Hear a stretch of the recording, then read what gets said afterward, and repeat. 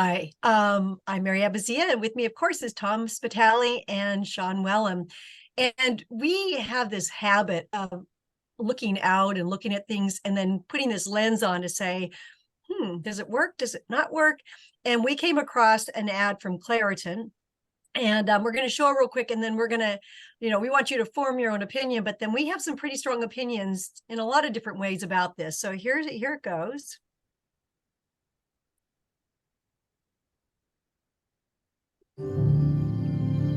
Increasing temperatures and carbon dioxide concentrations are resulting in more pollen and pollen that is more allergenic. I'm Dan Katz. I'm a senior research associate at Cornell University in the School of Integrative Plant Science. When somebody's choosing what kind of tree to plant, there's a bunch of different variables to consider.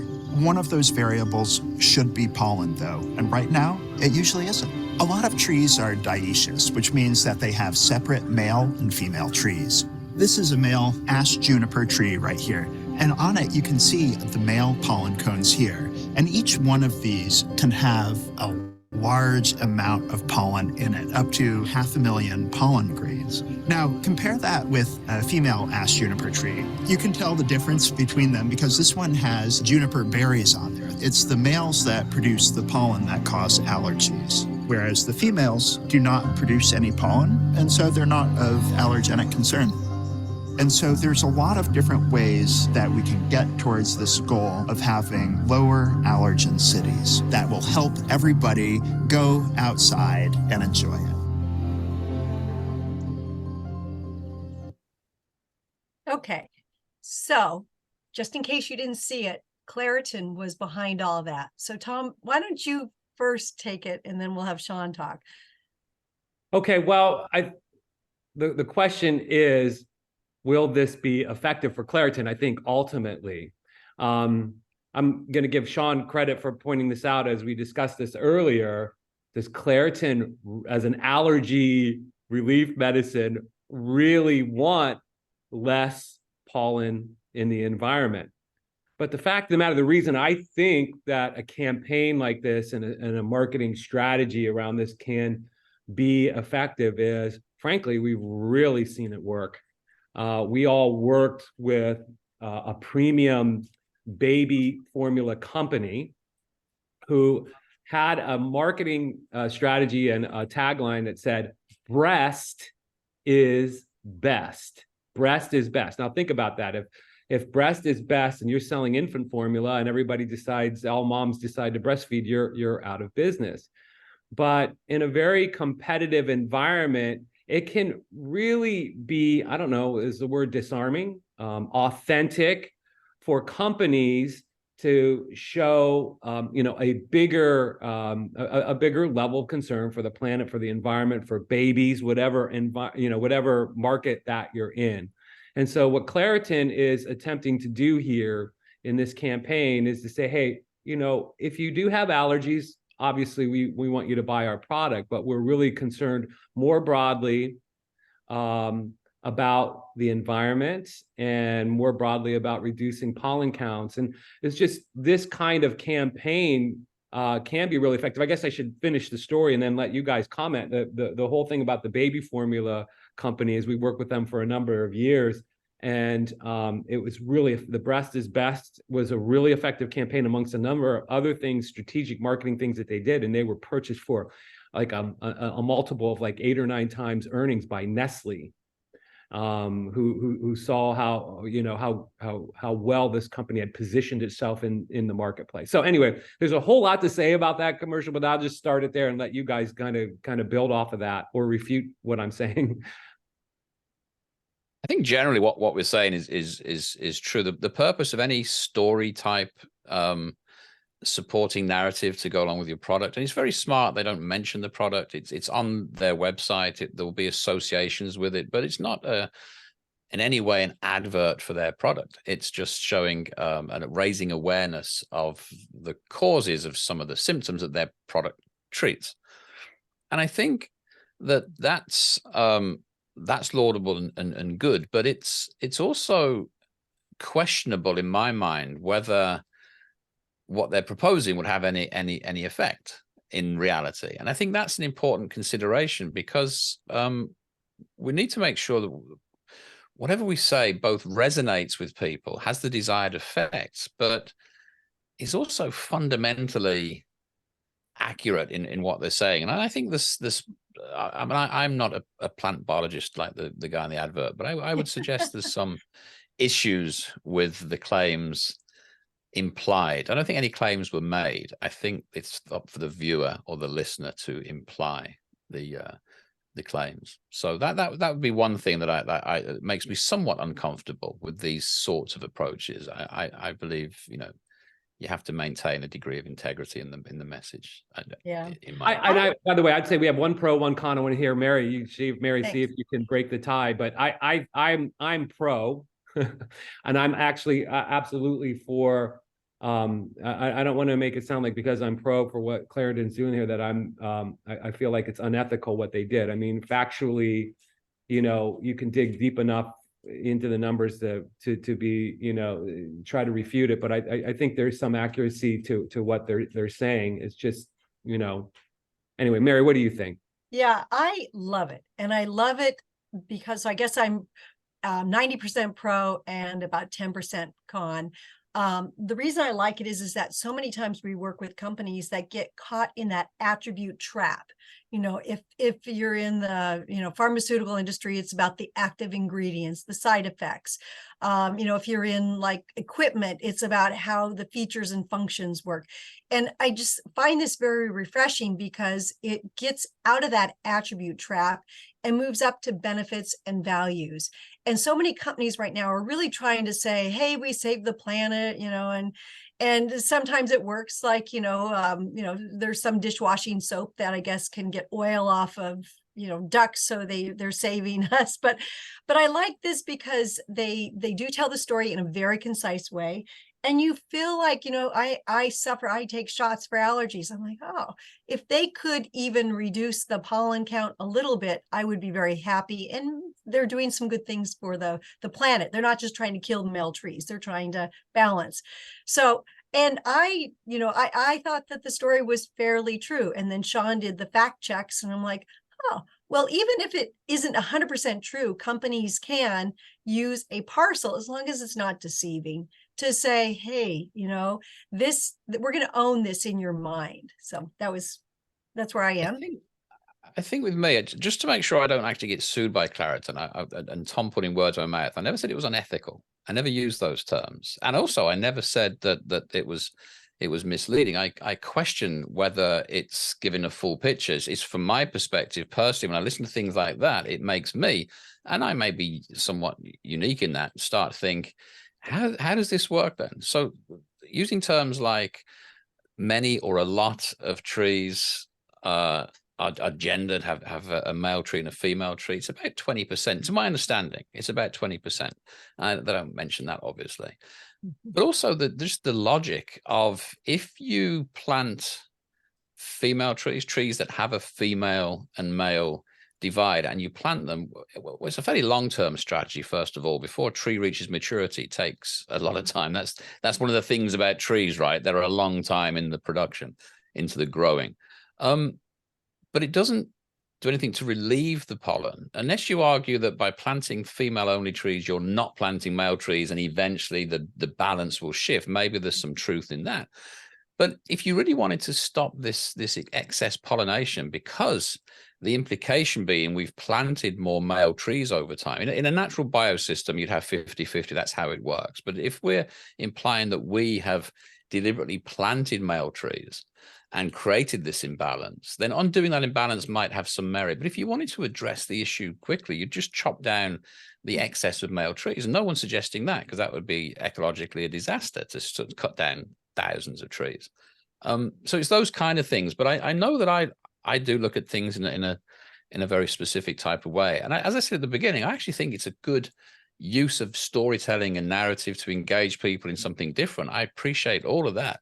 My only concern is that there's the thin end of the wedge argument, that when we think it's okay to create an implication that doesn't really bear scrutiny as being a valuable component of solving the problem that they're talking about, then you run the risk of okaying. I'm trying desperately to avoid the term fake news because it's so toxic in general, but it's more honesty and clarity. I know we're talking advertising and marketing, so I'm in the wrong industry for that, but I just wanted to present a contra view that there are some implications here that aren't just yay, go guys for your approach.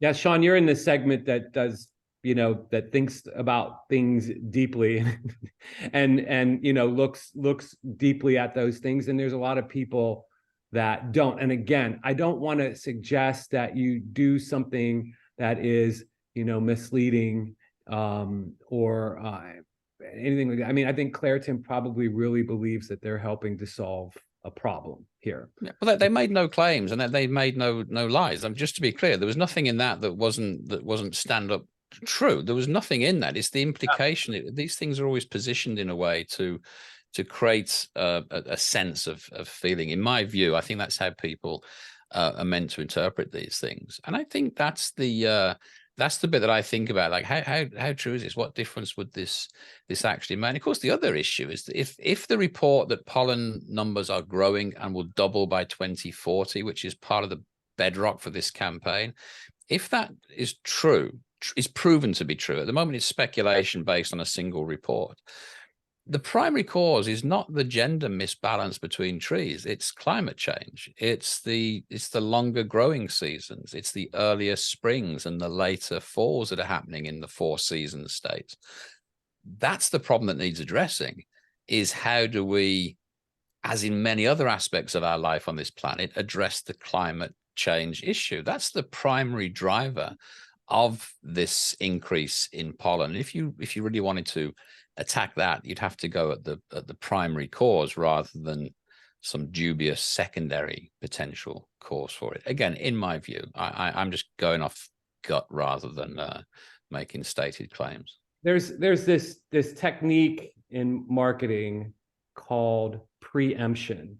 We've studied it, and preemption is when you are the first in your industry to talk about something that perhaps everyone else is already doing, you get associated with that particular item or quality that you're focused on.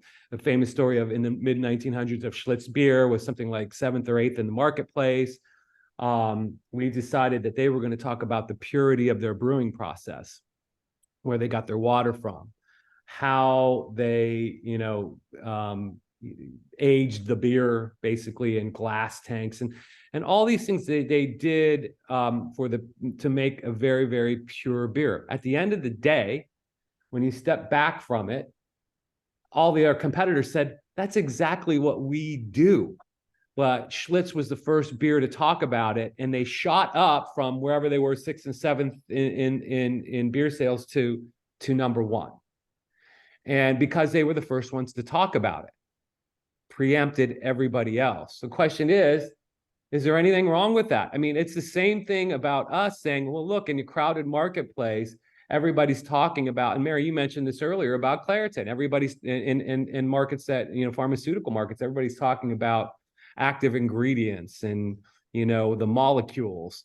Claritin is kind of raising the level of the debate and to talk more about, what's going on in the environment, that they're trying to demonstrate the value of caring about the pollen count, about the environment, about how allergy sufferers are suffering. So, this idea of preemption, it's not that you're talking about something that you're the only one doing. Everybody else is doing it. But when you move up the ladder and you're the first one to do it, everybody else sounds like a copycat if they try to parrot that message. Yeah, I think that Claritin has been at this for a while. And, it reminds me of the life cycle.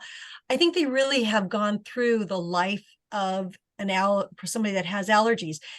You can buy Claritin pillows and bedding because they know that that's one of the hard places. Now, again, I don't know if the pillow really does prevent you from getting allergies from your cat or whatever else, dust mites. But, good for them for saying, all right, some of your problems in your bedroom. So, here. And it helps their brand because they're putting their brand in places that you normally wouldn't expect to see it.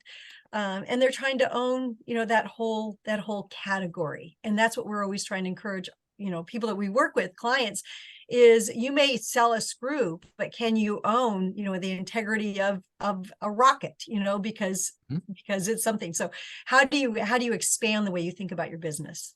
I think that's a really important point, that the more you can own an entire category, and in Claritin's case, the category of allergies and allergy relief, and allergy causes and so forth, the better. The more that your brand goes beyond your product or your service and goes into the broader area that you're competing in, the better. We totally agree with that. The more that you can be associated with.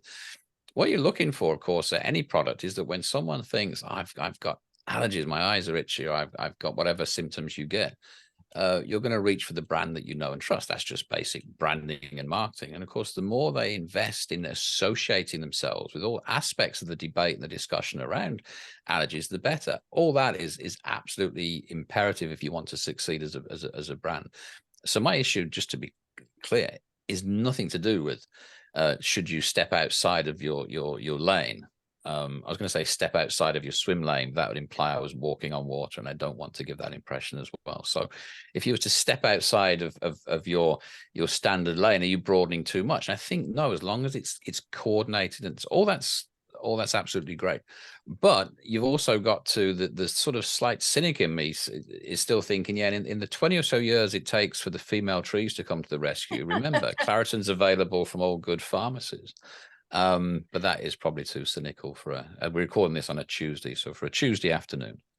Well, I think it's, the important parts are, what do you do with this? If, how do you use what Claritin's doing to consider strategy for your brand, no matter what it is? I think one of the things that we can all say, because we work with people on this all the time, is think about, even if you're in B2B industries, think about the values, the emotions.